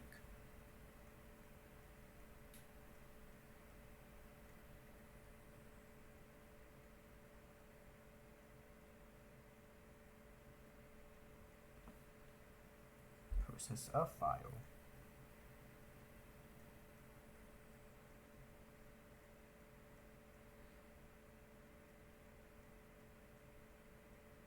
A data file. Okay. What's the probability it takes more than 2 hours on 2? So then let y equal a binomial distribution. So I was just thinking if it was asking me, because I thought that this meant it was like more than one file, and each file individually had this distribution, but it sounds like it only sends one file, a large data file. So yeah, so it's a binomial distribution. My n is 5, and my probability of success is 0.0228.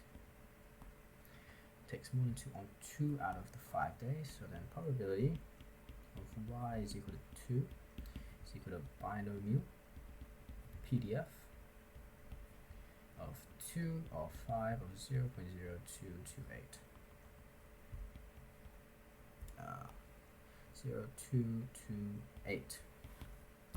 So action, distribution, discrete, binomial PDF 250.0228. And I get 0.0049.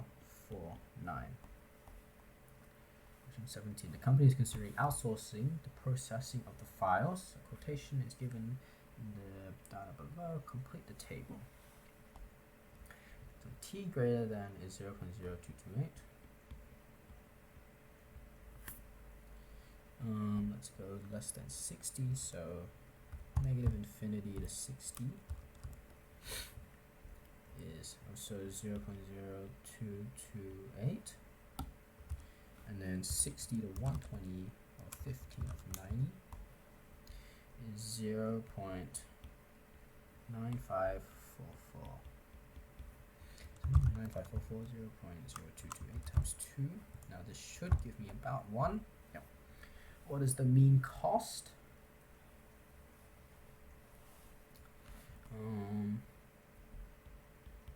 Expected value of y is 0.0228 of 200 plus 0.9544 of 600 plus 0.0228 of 1200. So put this in my calculator. 4 times 600 plus 0.0228 times 1200. I get that expected cost is 604.56. Calculate the standard deviation of the cost. Let's do CAS stats table. Probably should have done this at the start. Maybe if I read ahead, it'll be like if I read ahead here that I was gonna need to calculate that with this, I might as well just do this using the stats table as well. But oh well, it's fine. Okay. So 200, 600, and 1200. And 0228, 0.0228. And in the middle is 0.9544. So calculation, two-way variable frequency is on list 2. 4, and the standard deviation is 108.79. In the following year, the cost currently $Y will increase with inflation. Also, the introduction of an additional fixed cost is given by that. In terms of A or B, take the mean cost in the following year, the standard deviation of the cost in the following year. So, expected value of n is equal to A. Expected value is 604 plus 0.56 A plus B. And then the standard deviation of n is just going to be A 604.56A.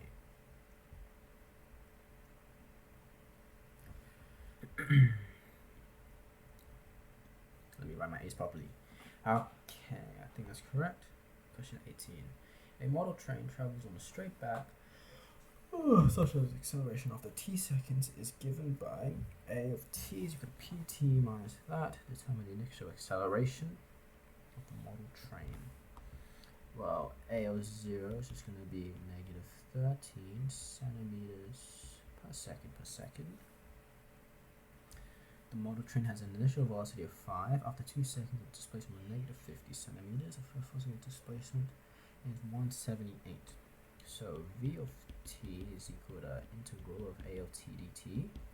Oh, my thingy is starting to, my file is starting to lag. Okay. And this is going to be pt squared on 2 minus 13t plus c. Initial velocity of 5 centimeters per second. So V of 0 is equal to 5, so then C is equal to 5. V of t is equal to pt squared on 2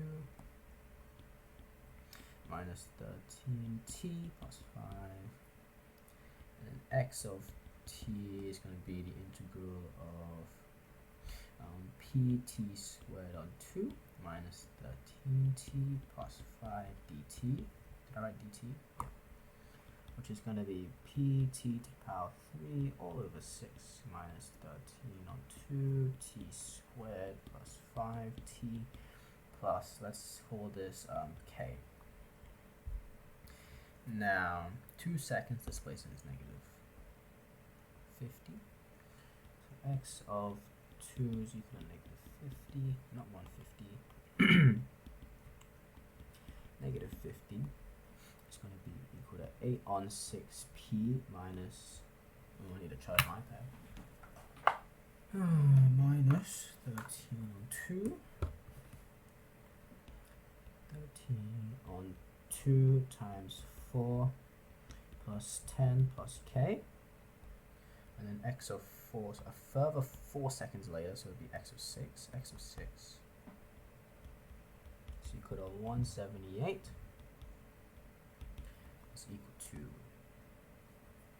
36p minus 36, 13 on 2 times 36.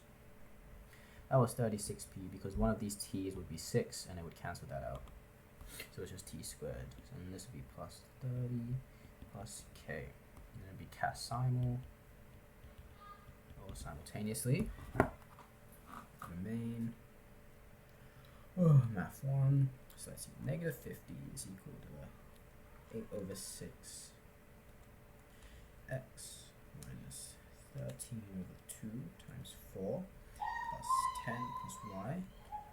And then this one is 178 is equal to 36x minus 13 on 2 times 36 plus 30 plus y. Give me a value for x and y, please. So p is equal to 12, k is equal to negative 50. its displacement is 178. Determine the value of the constant p. P is equal to 12. And for good. When is the model train at rest? So then V of t is going to be equal to P is 12, so 6t squared. 6t squared minus 13t plus 5. V of t equals 0, cast, we get that t is equal to, so 6x squared minus 13x plus 5. T is a half, and 1, 6, 7, that's 5 on 3. How far has the model traveled when its acceleration is 47 centimeters? So 47 is equal to pt, so 12t minus 13. So then that's going to be 60, so t equals 5. So then distance is going to be equal to 0 to 5. The absolute value of 6t squared minus 13t plus 5. Absolute value, and it will say dt. And this is equal to 0 to 5, 16. Absolute value, 16x, no, not 16, 6x squared minus 13x plus 5 dx. Might take a second, and that's the last question. We have 20 minutes remaining. 115.68 centimeters. Or was it meters? Yeah, centimeters. Okay, that's the end of it. I thought this mock was pretty easy. Now that I'm going to say that, I'm going to get a terrible score. I honestly think I can score a 95% plus on this one. I didn't think any of these questions were particularly challenging, like at all. A lot of it was, I don't know, it just wasn't that difficult for me. Yeah, there wasn't any like challenging, maybe test your problem solving. A lot of them were just the standard questions you would get. Maybe this one is a little bit difficult, but I don't know, it's 2 marks, so like, you know, this one was a bit silly. I just couldn't think of all the combinations apparently. But yeah, all the other ones, they were like kind of just by the book. If you know the steps, then you know how to do it. So I'm not sure. Yeah, but yeah. I'm just gonna randomly check these. X 4 on 3 minus 2 on 3 x dx. Yeah, 4 9.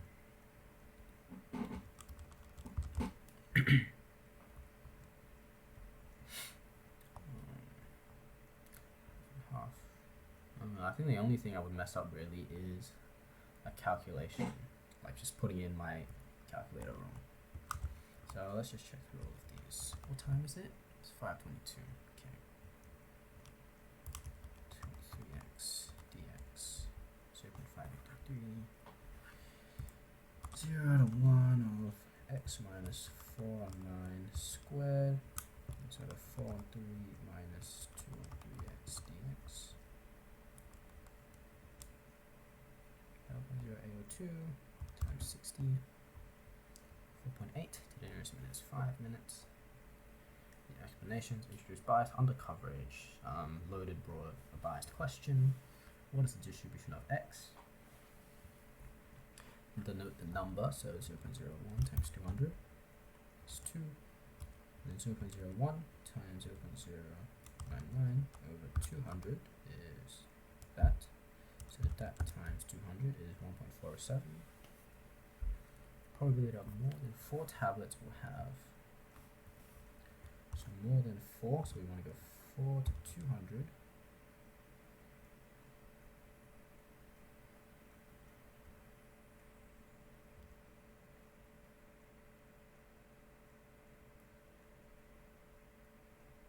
Wait a minute.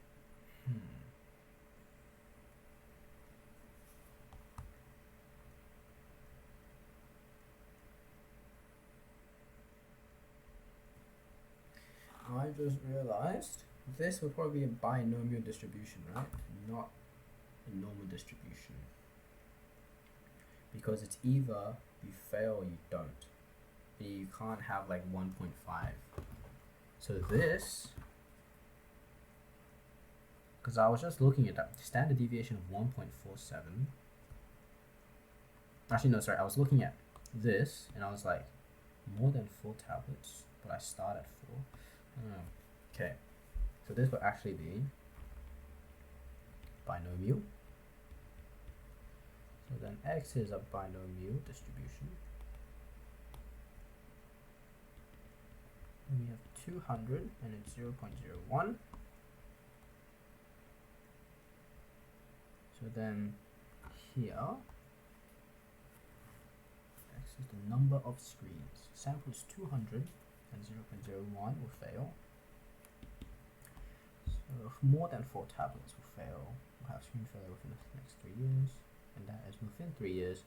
So this is binomial CDF of 5 to 200, 200 of 0.01. Now let's see. So action, discrete, binomial, not PDF, CDF of 5 to 200, 200 of 0.01, 0.0517. Okay, good thing we called that. 4 of them. Yeah, we got that.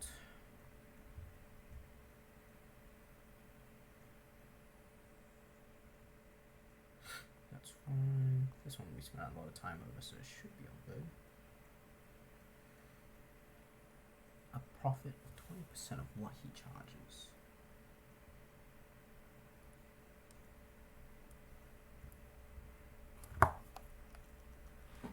Negative 5.09, 4.91. Where am I? Up here. And then 14.91.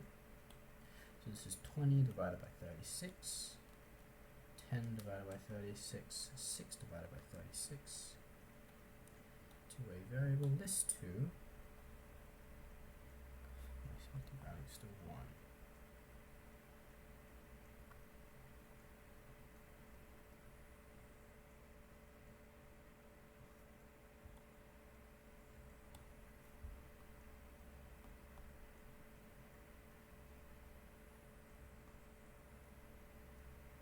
Hmm.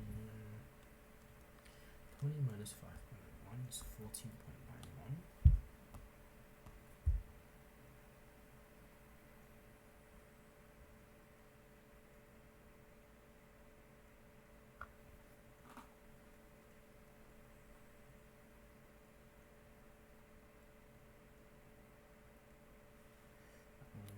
Another here, I could add is equal to 6.11 minus x.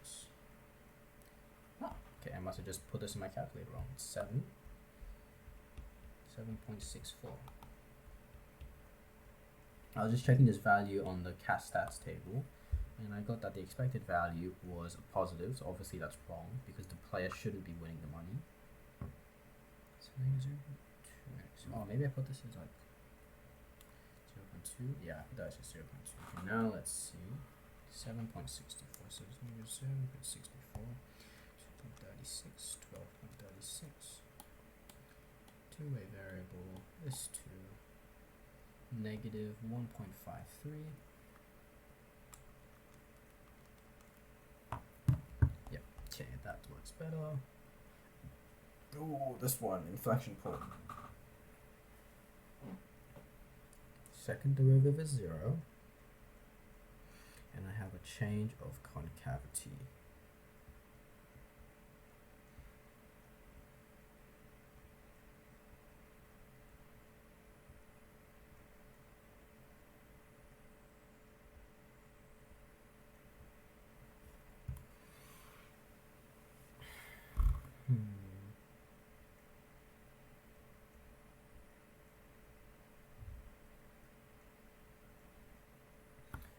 Changing cavity, but my CAS doesn't think it's stationary point. So differentiate x, so ln of x plus 3, given x is equal to negative 6.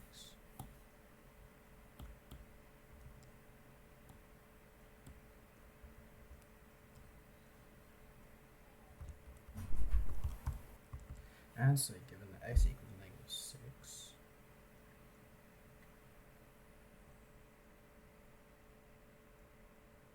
Oh, wait, what am I doing? X is negative 6, but yeah, okay, so I just messed up here because I thought I was finding one f of 6, but since x is negative 6, we can disregard it since x, so domain of f of x is x is a part of the real,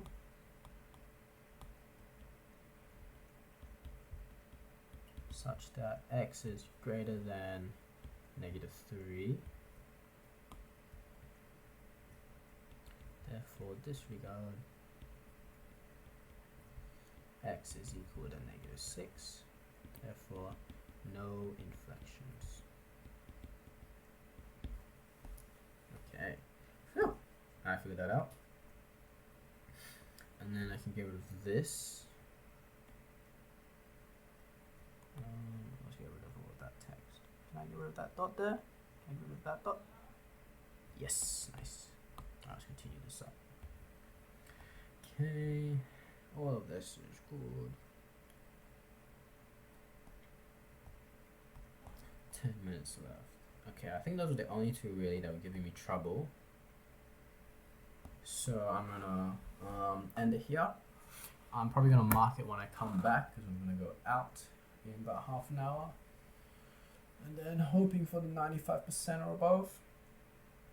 I could probably scrape a few more marks if I check through, but like I'm lazy. It's only 9 minutes, and I want to play some games.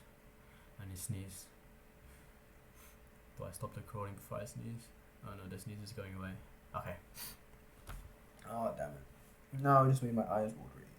Okay, I'm gonna hop off now, and I'll be back when I've marked and I've got my 95% or above. Well, hopefully. We are back, everyone, and just like I thought when I was doing the exam, I did pretty well. We ended up with a nice score of 97.4%, which is pretty much what I got in my mock, slightly lower. However, and I was checking through the WACE summary examination, I think 97% would have scored me a subject excellence award for methods, which would have been epic. The top score, I think, had a total of 149 marks. I got 147, so I was only 2 marks off, which would be from calculator assumed because I got 100% in calculator free. And when we go through calculator assumed, you see all the silly mistakes. I think like 3 out of the 4 marks was just silly mistakes. But yeah, it is what it is. It's okay. We'll scroll through and we'll see if there were a few things that even though I got 100%, I still think I could have done a little bit better in like my explanations or some things. But so far this was alright. Here. You'll notice that a few of these questions will have this little tick here. It just means that this is still correct, but the answer key essentially stops simplifying at this step. So I could have just left it as x equals that, and that would have been fine. That's fine. They use the right hand side method to do this, not the left hand side. So that was just a thing to point out. This is done. Again, I could have stopped here. I didn't need to simplify that log. But, you know, whatever. It's fine. Here again, didn't need to simplify that log. For this question, their answer key talked about, so in my answer, this was the bit that I got the mark for, where I talked about the tangent. They didn't talk about this, where I said that it's just going down. You could literally just say that the gradient of the curve is -3. Like, I thought you had to do a bit more like show your understanding rather than it's just a gradient. But yeah, so I got the mark for saying the tangent to f of x at x equals 1 has gradient of -3. I don't even think in the answer key it even says -3. It just says like the value is the gradient of the tangent or something. Anyway, yep. This was done well. This was done well as well. Here I got I showed this using correct maths, so I give myself full marks. But they did a slightly different way. They used the fundamental theorem of calculus or something like that. And then, yeah, I just think it's like a bit more. Well, I guess mine's also quite a bit. But I don't know, man. My brain thinks of this way, where you just have the integral, and then all you want to say is I don't want this, and I want to get rid of the 6, so I take that away, and then I divide everything by 6, and then you can just solve for that. So yeah, that's how my brain works, but that's how the answer key gave it. And then continuing on, yeah, it was fine. Oh, and then explanations were fine. They didn't include this, but this is a legit method, so I'm gonna give myself a mark there. Because they weren't very specific. It just was like state 1 reason, state 2 reasons for the marks. And then one of the other ways that you could determine a more accurate value is to just find the function and use calculus. I mean, I guess that's technically correct, but I thought we were going for approximations, not finding exact values. So yeah. Anyway, full mark in calculator free, nicely. Very nice, very nice. You'd like to see that. I think I got full marks in the 2016 WACE as well. So I'm doing well in calculator free. Okay, I'm gonna open up my calculator soon. So we'll be back in 1 second.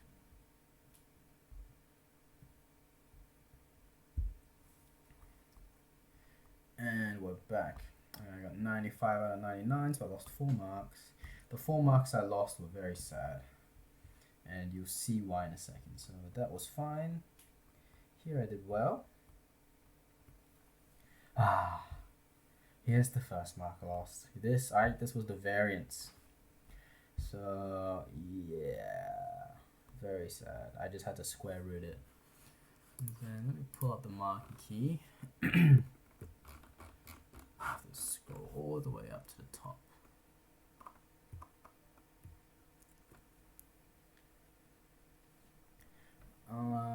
I only knocked myself 1 mark because there were 4 marks here. You could calculate the expected value of x squared, or state the integral for variance, which I did here. You then got another mark for calculating variance correctly, which I did here. You got a mark for converting that or calculating standard deviation, which I did not do. And then you got a mark for converting to this value into minutes, which I gave myself a follow-through mark for because I did that correctly. So I lost 1 mark, but very sad. Just had to square root it. Just gotta remember that. So I gotta remember that this is the variance, not the standard deviation. And then I think the next mark I lost is coming up pretty quickly. Here, just a bit of wording. Instead of using a loaded or biased question, they said leading question. Fair enough. And then you could also talk about how it was a specific time and it was a specific location outside the electronics store. Either or would work. This one I was correct in my assumption that it introduces bias because they're only mobile phones. If I'm going to read straight from the marking key, it says, in this case, the question is not biased. However, only mobile phone users were selected, causing bias. Also, many of these may just hang up. So you could also maybe talk about, what's that called? Self-selection. Self-selection bias. I didn't think of this because the wording of the, I didn't put my focus. Okay, let me find that question again. Anyway, I didn't think of, here, self-selection bias. God, I said this like 3 times, but I didn't think of this because the wording of the question made it sound like these 1,500 people were of like a bigger proportion, and these 1,500 were the ones that answered. But I guess I can see how it's self-selection as well. This was nicely done because we noticed while we were checking, it was binomial, and it was binomial. Well, the answer wanted a binomial, so yeah. I think I noticed it because you couldn't have continuous numbers for the number of tablets. You can't have like 4.1, 4.2 tablets. It has to be 4, 5, 6. So it's discrete, so it has to be a binomial. That was done well. Here I gave myself the full 2 marks. But the marking key also mentioned these things where you talked about the lower end being below a certain value, so only that, so that was being met, but the higher end being above it was mean that it's not being met, the target is not being met. So I just talked about like overall not meeting target, but they said one end met the target, one end didn't, so overall it didn't meet. But I thought my explanation was close enough because I said lots of extra non-overlap space. Good thing we checked through all of these because this was all correct. Going down, good thing we checked this as well because that ended up being correct. For this question, unlike some others that I've seen where you had to sketch a graph and there's no scale, you didn't need to put your own scale, which is good, I guess, because sometimes this can get a bit confusing, especially when you're just simply hand drawing it. Oh yeah, and also this, in the WACE, it doesn't seem like you need to talk about concavity when referring to the second derivative and explaining how that leads to it being either minimum maximum turning point. You can just say minimum or maximum straight away. This was done well, except for this question where I made a big confuzzle. For some reason, when I said h equals 6, I subbed that in for t. And you can see my visible confusion when I was marking with these 2 question marks. What you had to do was you had to sub in 6 for h here, and then you find the respective value for t, and it's t equals 1. Then you sub 1 in to the derivative, and then you get that it's equal to 5. Yeah, I gave myself the follow-through mark because of this, and since I calculated that to be 35, I allowed myself the follow-through mark, because otherwise everything else I did was correct. Then that was also done well. This stuff was all done well. There is actually an error in this marking key where it simply states that this is the exponent. So instead of k equals negative 0.0861, it says that k equals negative 0.0825. So their p of t is something like this: find 7e negative 0.0825t, which is wrong. That is not how you do exponentials. I'm pretty confident my method was right, that I made it so if it decreases by this amount, then next year we're going to have this proportion left, so we make that equal to e to k, and then we find k, and then we found the correct month. Also, even if their way was correct, it was 14.8 years. So, oh wait, hold on, never mind, I think that was correct from that point. Yeah, never mind, that's fine. Wait, 14.2, 0.2 times 12, 2.12, okay, yeah, no, I'm being silly. I thought for a second that this might have been 3 months, but no, it's 2 months. And I was like, wait, do I have to take off a mark live on camera? No, I'm alright. Otherwise, it's all good. Yeah, again, here you don't need to talk about concavity. I mean, it doesn't hurt to, but you're just wasting time. Then I didn't need to talk about the minimum surface area. I just had to state these 2 values, which I guess it doesn't say to find the minimum surface area. However, some questions it doesn't ask for it, but since you already have the values, you might as well find it anyway. And then, yeah, this question, you could have just used CAS, just all the way through.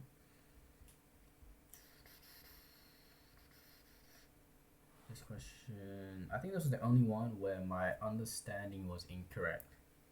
So, since this value is going to be more standard deviations away from the mean, since I'm taking like everything below that, since I'm getting all of this, that means that the probability will actually increase instead of finding like the probability of this. Because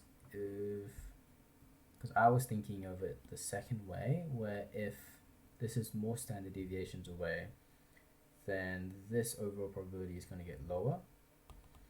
But we were finding the probability of this, not the end tail. We're finding the main body pretty much. But I did get a mark for explaining these. Oh god, that is very thick. I did get a mark for explaining these two though. And they also talked about less dispersed distribution, which I actually haven't heard before. It's usually just saying that it's more or less standard deviations from the mean. So yeah, probability increases, not decreases. So 1 mark lost there. Oh my god, I think this was the hardest mark to lose, along with the just square rooting it. Actually no, this is probably even worse, because I just didn't read the values correctly. Standard deviation of n is going to be the standard deviation of x times a. What's the standard deviation of x? It's this 108.79, not 605. That's the expected value. When I saw that, my heart sank. I was so, oh man, oh, so sad. But it is what it is. Oh, so the marking key, it gives the wrong value here. I think it says that this is 5, which if you do a normal CDF, it does round to 5, but then when you add it up, the probabilities all equal like 1.01. And then even if you use their value, I think they got like 97 or something, I don't know. They got a different value from that, and I have no idea how, because if you put the exact thing they have in the marking key, you get a different value from what they got. It's weird. Same with the standard deviation, it's a different value, but it's only off by like 0.1 or 0.01 or something like that. So I'm gonna say it's just a calculator error on their end because I could not figure out how. I tried doing the calculation of 9.545 as well, and it didn't match up. I thought maybe they switched one of these around to like accidentally 0.0227 or something. I don't think it was that either. So yeah, I'm not sure how they got that. But this was a very sad mark to lose. It would there's a free 2 marks there. God. And then this was done correctly. It almost looked like I cheated on this question because they also used K. So at the end, when I saw that P equals 12 and K equals negative 50, I was like, wait, what? But yeah, this was essentially exactly how you, pretty much a mirror of the marking key, which is nice. Always good to see when it's very close to the marking key. Then these two here were also done, quite well, quite easy questions.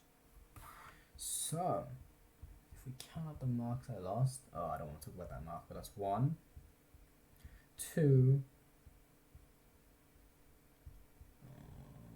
where's number 3, 3,